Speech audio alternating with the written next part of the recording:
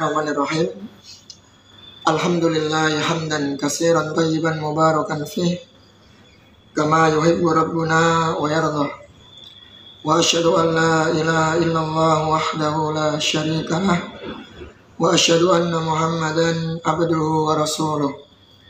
Salawatu rabbi wa salamuhu wa barakatuhu alaihi wa ala alihi wa sahbihi ajmain, amma ba'du. Ayat ikhwah sekalian rahimani wa rahimakumullah. Alhamdulillah di pagi hari ini kita bisa kembali melanjutkan kajian tauhid yang kita ambil dari kitab Ushul Salasah, yang mungkin sekitar 2 minggu ya, atau 2 minggu lebih lah kita berhenti karena ada suatu halangan. Dan alhamdulillah kita bersyukur kepada Allah tabaraka wa ta'ala bisa kembali melanjutkan kajian ini. Dan sebuah nikmat yang terbesar yang Allah berikan kepada kita, yaitu semoga Allah Subhanahu wa ta'ala memberkahi waktu kita. Jadi nikmat waktu luang, dan kita senantiasa memohon kepada Allah agar diberkahi waktu kita. Karena waktu yang berkah, waktu yang kita gunakan dalam hela nafas kita untuk senantiasa mentaati Allah Azza wa Jalla. Orang yang tidak diberkahi waktunya, dia akan salurkan, dia akan gunakan dalam hal yang sia-sia. Ya, maka sebagian ulama yang mengatakan al-waktu anfasu. Ya, waktu itu bagikan nafas. Ya, al-waqtuna anfas. Waktu itu bagikan nafas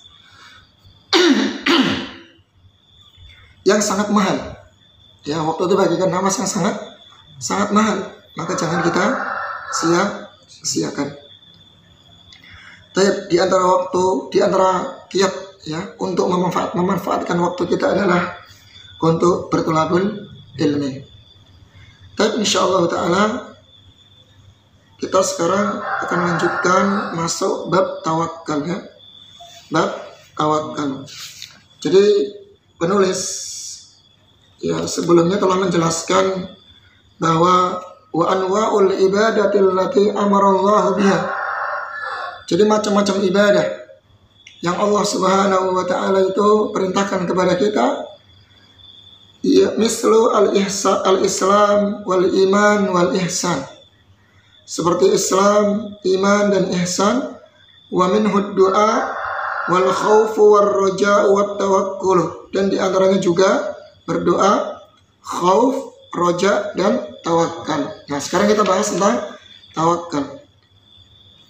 Baik. Sekarang kita mulai dari definisi. Ya. Jadi tawakal ini sebuah amalan hati ya.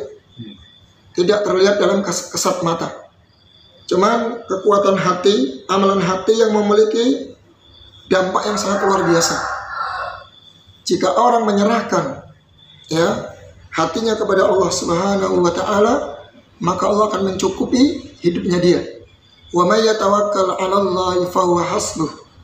Barang siapa yang bertawakal kepada Allah Subhanahu wa ta'ala, maka Allah akan cukupi dia. Baik. Sekarang kita masuk definisi tawakal. Tawakal lughatan at-tawakkulu 'ala syai'. Ini kita masih pakai syarahnya Syekh Dr. Haisam ya. Tawakkalu 'ala syai' wal i'timadu 'alaih. Tawakal kepada sesuatu, yaitu apa? Bersandar kepada sesuatu. Ini secara bahasa. Jadi menyandarkan diri kepada sesuatu.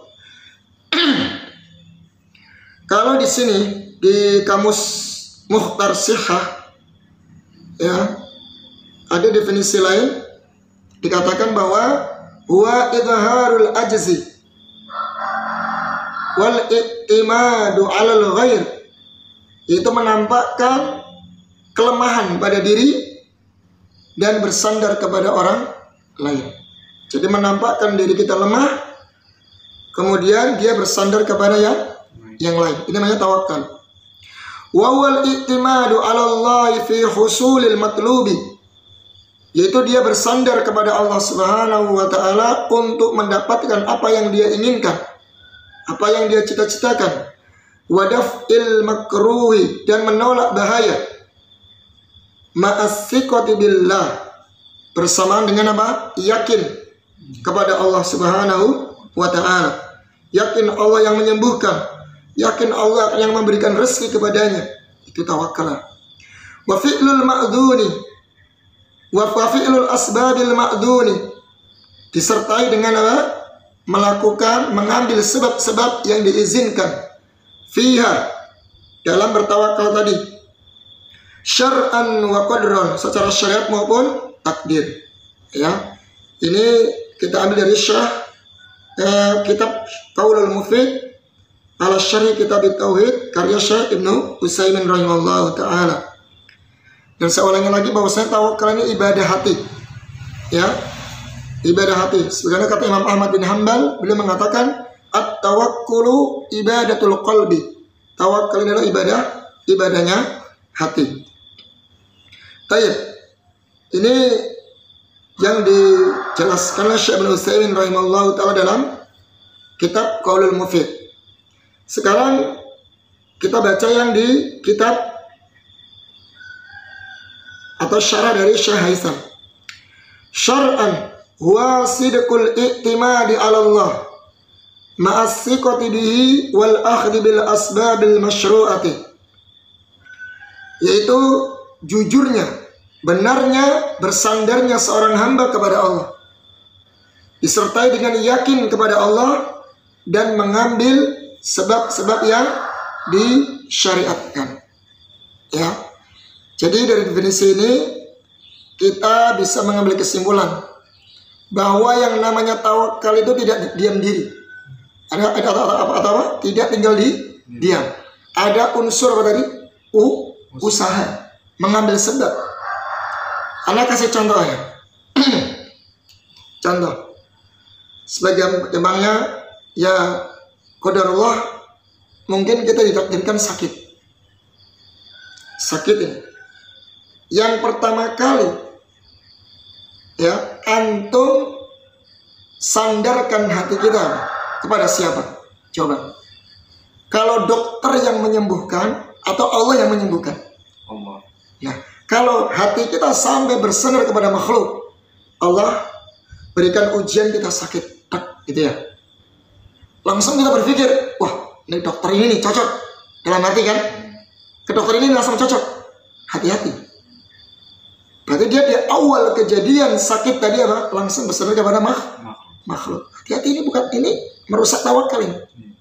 Tapi yang pertama kali kata penulis di sini dikatakan apa? I'timad 'ala Allah. Langsung. Ketika Allah uji kita sakit, langsung yakin, serahkan kepada Allah. Sakit datangnya dari Allah dan saya yakin Allah yang menyembuhkan. Itu harus pertama kali seperti itu. Hati-hati ya, tipis masalah ini, amalan hati kita nggak tahu. Ibadah qalbiyah. Nah, ketika seseorang bersandar kepada Allah Subhanahu wa taala, yakin Allah yang menyembuhkan. Wa idza maridtu fa huwa yashfin. Jika saya sakit, dia yang menyembuhkan. Lantas baru apa tadi? Akhdul asbab. Dia mencari sebab. Harus yakin Allah yang menyembuhkan, lantas dia cari sebab. Pergi ke dokter, ke rumah sakit lah, ke klinik lah, dia. Nah, ketika kita masuk klinik atau masuk rumah sakit, ingin berobat, ingat, bukan ini semata-mata sebab yang menyembuhkan saya. Ini hanya cara atau sebab ya untuk meraih kesembuhan. Sebab saja. Nah, ketika kita berobat dan alhamdulillah ya, dengan izin Allah kita sembuh, ingat, yang terakhir yaitu apa? Yang terakhir apa tadi?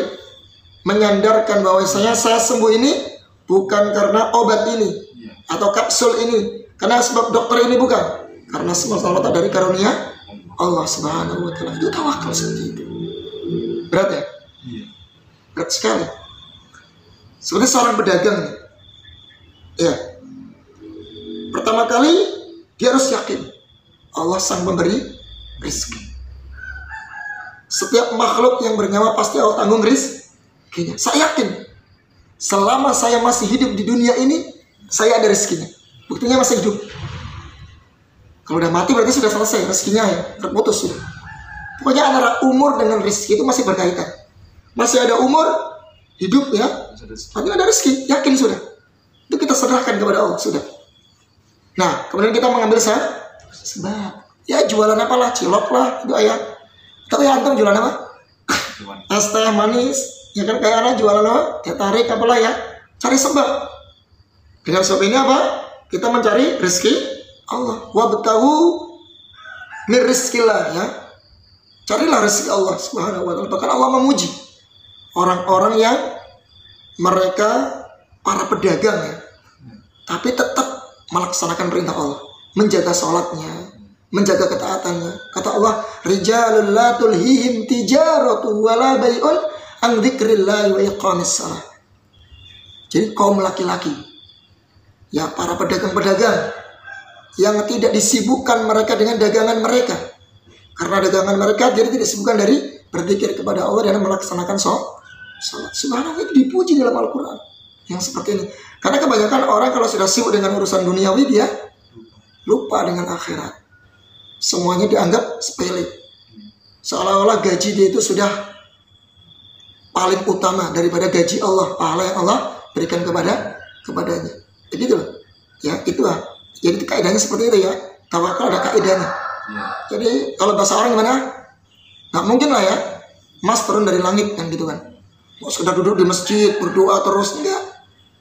Ya, tiba-tiba datang uang 1 kepok dari langit, kan enggak gitu kan. Ada usaha. Kalau kita kisahkan banyak sekali ya, Masya Allah. Dalam Rasulullah SAW itu ketika berperang kan usaha beliau. Bagaimana mengatur strategi perang. Ketika perang Uhud, bayangkan itu. Rasulullah mengatur sedemikian rupa. Pasukan pemanah jaga di Bukit Uhud 70 orang yang dipimpin oleh Abdullah bin Zubair, itu kan. Nah, itu bertujuan untuk jaga-jaga. Nah, pasukan menyerang dari belakang, langsung dipanah dari atas. Kan kalah dia kan itu. Rasulullah pakai baju perang, disiapkan sudah, bahkan 2 kali, bahkan ditebelin 2 kali lipat itu kan, untuk membentengi diri. Kan tawakal ya. Enggak, udah pasrah aja udah, yang penting kalah menang ya, kayak gitu. Ya kan. Disiapkan baju perangnya, belum lah yang dibuat topi perang itu apa namanya itu, ya, topi perang itu ya, ini yang pakai baja itu kan. Nah itu disiapkan begitu ya. Jadi dalam kisah-kisah para sahabat, para nabi itu mereka berusaha. Nabi Daud bekerja sebagai apa? Mencari kayu bakar, dijual. Para nabi loh, sambil minta kepada Allah, ya Rabb turunkan kami rezeki, dikasih. Tapi ingin mengajarkan pada umatnya bahwasanya kita harus bekerja, bertawakal ya, dengan cara apa? Mengambil sebab. Ketika Maryam hendak melahirkan itu loh. Ya, atau mengingat Allah perintahkan apa? Menggoyang-goyangkan pohon kurma, wahuzi ilaiki, ya, agar apa namanya, dengan kurma tadi dia bisa mengambil jatuh pohonnya, jatuh dari pohon itu buahnya, dimakan apa, rutopnya atau buahnya. Ya, wahuzi ilaiki bizid'in nakhla tusakit alaihi rutoban janiyya. Ya, dengan wahai Maryam, Pak, goyang-goyanganlah pohon kurma. Kalau kurma itu beras besar loh. Maryam seorang wanita, menggoyang-goyangkan pohon kurma itu berat bagi dia. Tapi kan ini perintah Allah untuk berusaha, mengambil sebab itu loh. Walaupun mungkin kekuatan beliau nggak seberapa, tapi usaha dulu gitu loh. Sampai jatuh apa tadi? Kurma dari pohonnya. Karena kalau secara akal sih pohon kurma itu besar, tinggi. Kalau digoyang itu belum tentu apa? Goyang dan jatuh buahnya gitu kan ya. Tapi inilah bentuk tawakal. Dan banyak sekali ya contoh-contoh yang kita mungkin pernah baca tentang tawakal. Lantas dalilnya mana? Dalil tawakal kemana? Beliau membawakan dalil. Wa dalilut tawakkuli ala Allah Ta'ala. Qauluhu Ta'ala. Dan dalil tawakal firman Allah Subhanahu wa Ta'ala. Wa 'alallahi fatawakkalu in kuntum mu'minin. Hanya kepada Allah bertawakallah kalian bertawakal kepadanya jika kalian benar-benar orang-orang yang beriman. Mana sisi pendalilannya? Allah perintahkan kita untuk bertawakal. Berarti apa? Kalau ada perintah dalam Al-Quran, hukumnya apa? Adalah wajib dan itu ibadah. Jadi kalau kita baca dalam Al-Quran ada perintah dari Allah, berarti perintah itu menunjukkan ibadah. Dan Allah perintahkan orang-orang yang beriman untuk bertawakal hanya kepada Allah. Di sini Allah mendahulukan sesuatu yang seharusnya diakhirkan. Karena wa 'ala Allah itu muta'alliq, ya, yang seharusnya diakhirkan. Tapi di sini Allah mendahulukan, bertawakallah kepada Allah. Yang ini menunjukkan bahwasanya tawakal hanya diberikan kepada Allah. Ya, ini dalil yang pertama. Dalil yang kedua, beliau membawakan wa qauluhu ta'ala wa may yatawakkal 'ala Allahi fa huwa hasbuh. Barang siapa yang bertawakal kepada Allah, maka dialah Allah yang akan mencukupinya. Harus yakin, ya, yakin, harus yakin. Tapi kalau kita setengah-setengah, ya begitu juga hasilnya setengah-setengah. Tapi kalau harus thiqatun billah, ya, thiqatun billah. Dalam sebuah hadis Rasulullah SAW bersabda, ini hadis Umar bin Khattab, "Lau annakum tawakkaluna 'ala Allahi haqqa tawakkuli la razaqakum, ya, kama turzaqut tayr yaghdu khimasa wa taruhu bitana." Seandainya kalian bertawakal kepada Allah Subhanahu wa taala, sebenar-benar tawakal, bersandar hanya kepada Allah, yakin dengan janji Allah, maka Allah akan berikan rezeki kepada kalian sebagaimana Allah berikan rezeki kepada burung. Burung itu gimana sih? Burung itu bagaimana? Kok sampai diibaratkan seperti burung? Lihat burung, yaghdu khimasa, pergi di pagi hari dalam keadaan apa? Perut kosong. Anda tahu kan, kalau pagi hari kan burung berkicau tuh, pada keluar. Kan nggak berdiam diri di sangkarnya, kan enggak kan? Enggak, dia keluar cari rezeki. Burung, ayam, semua pada bertebaran itu. Pagi dalam keadaan perut kosong. Yaghdu khimasa wa taruhu bitana, dan pulang dalam keadaan kenyang. Masya Allah. Dia nggak peduli dengan orang lain, nggak iri dengan orang lain. Wes, pokoknya pagi saya pergi cari rezeki. Nanti pulang sudah kenyang, bisa ngasih makan anak-anaknya, ya kan? Dan burung itu kenapa diibaratkan burung? Burung itu nggak seperti manusia, ya. Kalau kita, ya mungkin tadi kita punya simpanan lah, punya ATM, punya kulkas, ya, atau punya sesuatu yang bisa kita simpan di rumah berupa makanan, minuman. Nah, burung itu nggak seperti itu. Dia nggak ada tempat untuk menyimpan makanan, nggak ada. Nggak ada cari, dapat pulang. Nggak ada cari, dapat pulang. Seperti itu. Itulah burung. Masya Allah, ya, tawakalnya luar biasa. Maka dalam sebuah hadis, karena burung ini luar biasa, ya. Dalam sebuah hadis, ketika Rasulullah SAW menceritakan bahwa ada golongan, ya, suatu kaum yang masuk surga, hati mereka seperti hatinya burung. Ya, Rasul mengatakan, yadkhulul jannata aqwam afidatuhum mislu afidatit tayr. Kata Nabi, ada satu kaum, sekelompok manusia yang mereka masuk surga, hati mereka seperti hatinya burung. Kok bisa? Maksudnya gimana sih kok seperti hati burung? Burung itu, coba kita lihat, para ulama menjelaskan, burung itu sangat-sangat sensitif. Coba, kalau ada gerakan sedikit, ya, dia akan kabur, terbang. Paham ya? Antum kalau bergerak gitu, ya, burung nggak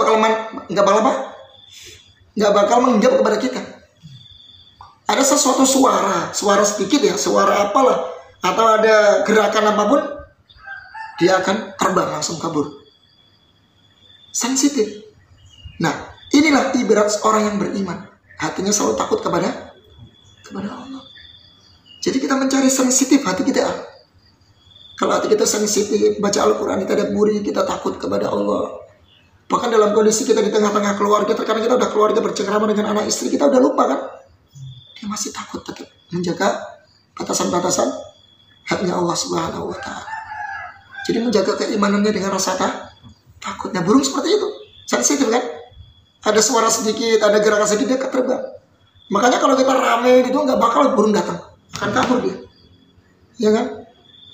Begitulah burung, sangat sensitif dan sangat lembut hatinya. Dia mendengar sesuatu, suara atau gerakan-gerakan, maka dia akan terbang, pergi dan terbang, sensitif. Nah begitu juga hati orang yang beriman, senantiasa lembut hatinya, takut kepada Allah Subhanahu wa Ta'ala. Karena termasuk ciri-ciri penghuni surga itu apa? Dulu mereka senantiasa takut kepada Allah, insya Allah ya, menjaga hak-haknya Allah Subhanahu wa Ta'ala. Terus saya menjelaskan di antaranya adalah karena tawakalnya. Nah ini pembahasan kita hampir mirip. Ulama menjelaskan, ada yang mengatakan bahwasanya kenapa sih kok diibaratkan seperti hatinya burung? Karena mereka senantiasa takut kepada Allah Subhanahu wa Ta'ala. Sebagaimana burung yang hati mereka sensitif dengan benda-benda tertentu ya, atau suara gerakan tertentu. Nah, kemudian yang kedua adalah tafsirannya tawakal mereka. Tawakal mereka seperti tawakalnya burung. Insya Allah ya. Tadi burung itu kan memang nggak punya akal seperti kita, nggak punya banyak kelebihan lah, nggak punya otak lah seperti kita ya. Kalau kita kan mungkin bisa bikin ini, bisa bikin rancangan ini, begini ya. Ada jadi tukang kayu, ada yang bisa bikin ini, teh manis lah barangkali antum ya. Atau apa bisa bikin mobil ya, rancang ini begini bisa manusia. Burung bisa nggak seperti itu? Enggak kan? Nggak bisa burung. Ya makanya dia kalau nggak punya ya sudah cari, dapat pulang. Itu burung. Subhanallah ya. Makanya dalam sebuah hadis juga dijelaskan ada 70 golongan yang mereka masuk 70 golongan ya, 70.000 aman. Wa ma'ahum sab'una alfan yadkhuluna al-jannata bighairi hisab wala adab. Perhatikan ini. Jadi kata Nabi kita alaihi salatu wassalam, Nabi mengisahkan bahwa ada 70.000 golongan manusia yang mereka masuk surga tanpa hisab. Hari kiamat langsung mereka dimasukkan ke surga, tidak perlu hisab-hisaban, menunggu di padang mahsyar dihisab, itu enggak. Wah enak sekali. Hisabnya bikin kita deg-degan kan. Semua apa yang kita miliki di dunia, nikmat apa akan ditanya sama Allah. Makanya kita nggak usah iri dengan orang yang kaya. Orang yang kaya pasti paling lama hisabnya. Nabi mengatakan fuqara'u ummati minal aghniya bi khamsimi'atin sinin. Jadi orang fakir dari umatku yang masuk surga dibanding orang yang kaya itu hisabnya panjangnya 500 tahun. Itu hitungan akhirat loh ya. Hitungan akhirat itu satu hari berapa tahun? 1000 tahun ya. 1000 tahun hitungan dunia. Itu hitungan akhirat 500 tahun. Wah kalikan kalau hitungan dunia lama banget ya. Iya. Kayaknya jangan iri, nggak usah iri. Mereka hisab lebih banyak. Bahkan kalau kita diuji dengan kekayaan, kita belum tentu apa kita bisa mampu. Iya. Makanya ada orang mungkin gini, kita berpikir, wah dia lebih jelek dari saya, tapi kok istrinya cantik gitu ya. Udah nggak usah ini. Mungkin barangkali istri cantik tapi dia suka nuntut kan, suka nuntut dia pusing juga sebenarnya. Ya udah, semua diberikan semuanya kelebihan masing-masing lah. Ya kan, kayak gitu kan. Udah nggak usah iri. Mungkin ya ujian dia seperti itu. Ya sama dengan orang-orang yang sudah ketenaran. Mungkin kita nggak mampu. Kalau kita tenar seperti dia, kita nggak mampu. Kita jadi ria, ya kan? Kita jadi malah rusak niat kita, amalan kita karena tadi ria dan sombong. Belum tentu kita mampu seperti mereka. Makanya orang punya kelebihan masing-masing. Kita cukup untuk mensyukuri apa yang Allah berikan kepada kita. Baik, kata Nabi apa tadi? 70.000 golongan manusia masuk surga tanpa hisab dan tanpa adab. Bayangkan, langsung dimasukkan surga. Gak perlu dia nunggu dihisab, tanpa azab, dibersihkan dulu dosanya, gak perlu.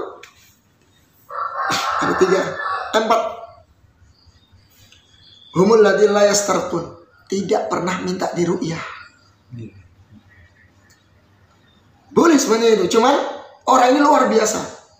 Dia punya penyakit, tapi dia sandarkan kepada Allah, minta pertolongan hanya kepada penyembuhan hanya kepada Allah. Dia tidak pernah minta. Tapi kalau Ada orang yang mau ruqyah beda ya.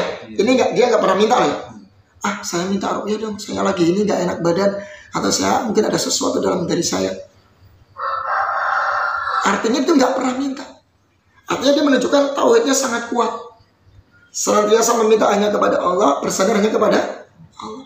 Nggak dikit-dikit manusia, gitu. Ya kan? Jangan tauhidnya kuat. Nggak minta diruqyah. Ya, dia berusaha meruqyah sendiri, berusaha sandarkan hatinya kepada Allah dan minta pertolongan hanya kepada Allah. Itu dia sifatnya satu. Karena ada orang yang dikit-dikit lemah ya. Tolong dong ruqyahin. Saya enggak, ini katanya keluarga saya begini, anak saya gini. Dia nggak mau berusaha gitu loh, nggak mau berusaha sendiri, cuma berusaha sendiri lah.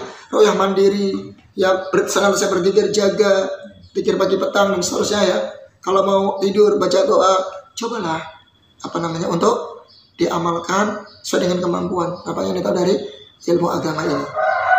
Jangan dikit-dikit minta kepada manusia. Ini ya, yang pertama.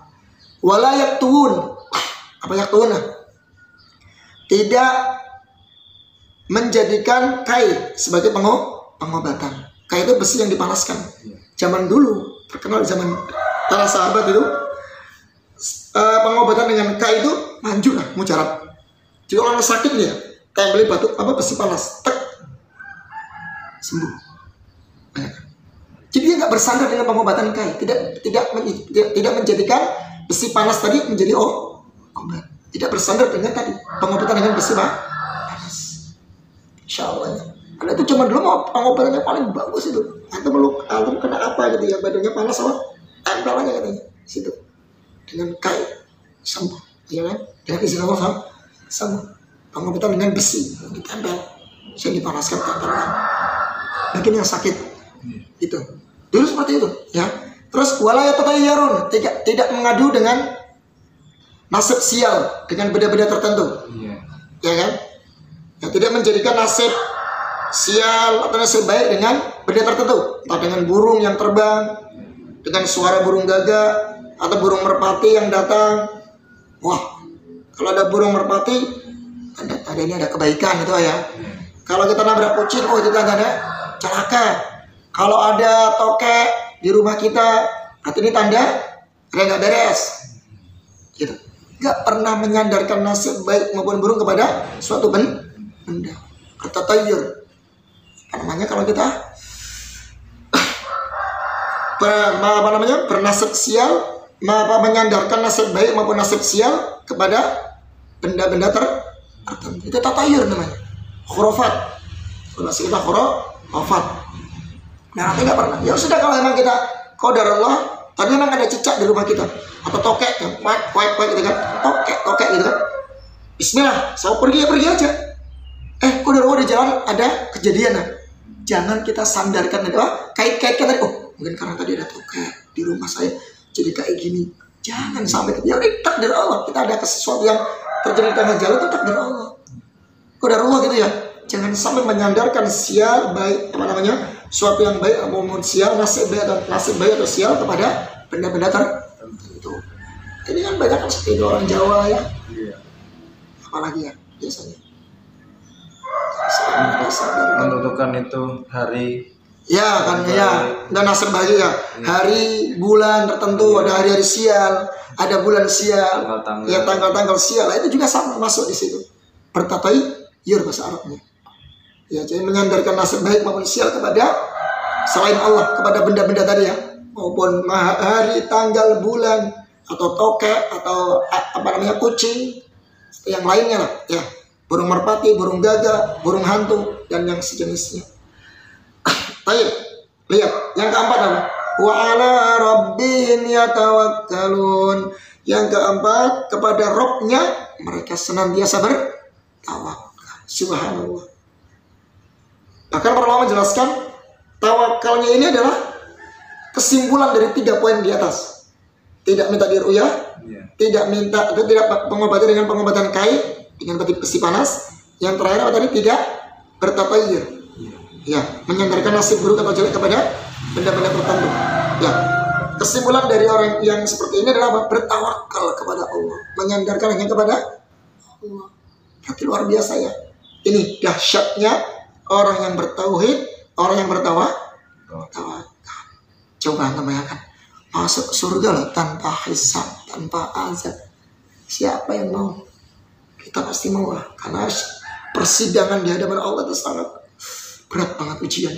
Kita was-was, udah nggak mikirin siapa-siapa, kecuali diri kita. Selamat surga atau neraka. Dan keyakinan Ahlussunnah wal Jamaah, orang muslim yang dia bertauhid, walaupun dia pelaku dosa besar, tahta masyiatillah, di bawah kehendak Allah. Jika Allah berkehendak untuk mengampuni, dia langsung masukkan ke surga. Jika Allah berkehendak untuk membersihkan dulu dosa-dosanya, maka Allah masukkan dulu ke neraka, dibersihkan dosanya, lalu diangkat dan dimasukkan ke surga. Selama dia bertauhid, dia ada jaminan masuk surga. Itulah orang bertawakal. Ya. Jadi ya, di dalam menghadapi ujian atau hidup ini pentingnya ilmu ya. Ilmu dalam beragama. Ilmu agama itu penting sekali untuk menopang kita, memberikan motivasi kepada kita, bekal kita untuk menjalani kehidupan. Karena orang kalau nggak punya sifat seperti ini akan bunuh diri ya. Menghadapi ujian hidup nggak kuat, bunuh diri. Ya kan gitu kan orang-orang kayak gitu, orang-orang kafir. Sudah nggak kuat, udah nggak ada rasa, dia hatinya nggak ada yang disandarkan mau ke mana gitu. Orang Islam kan gampang, hatinya udah serahkan kepada Allah. Saya nggak mampu memang, ya udah serahkan kepada Allah. Kita sebisanya kita berusaha sebisa kita. Bahkan banyak kita jumpa ya orang-orang yang bunuh diri, terlilit utang banyak, ya kan, sudah nggak kuat dengan kehidupan ujian hidup dia, menghadapi keluarga, anak, istri, dia bunuh diri, atau dia kabur, ya meninggalkan keluarganya. Karena itu tadi lemahnya tawakal dia kepada Allah Azza wa Jalla. Ya, jadi penting sekali untuk kita mempelajari agama ini. Ya, baik, mungkin semakin ya. Misalnya bisa kita bahas macam-macam tawakal, macam-macam. Ya, mungkin yang begini bermanfaat, yang sedikit ini bermanfaat. Para nabi kami mohon maaf atas segala kekurangan. Subhanakallahumma wa bihamdik asyhadu an la ilaha illa anta astaghfiruka wa atubu ilaik. Wassalamualaikum warahmatullahi wabarakatuh.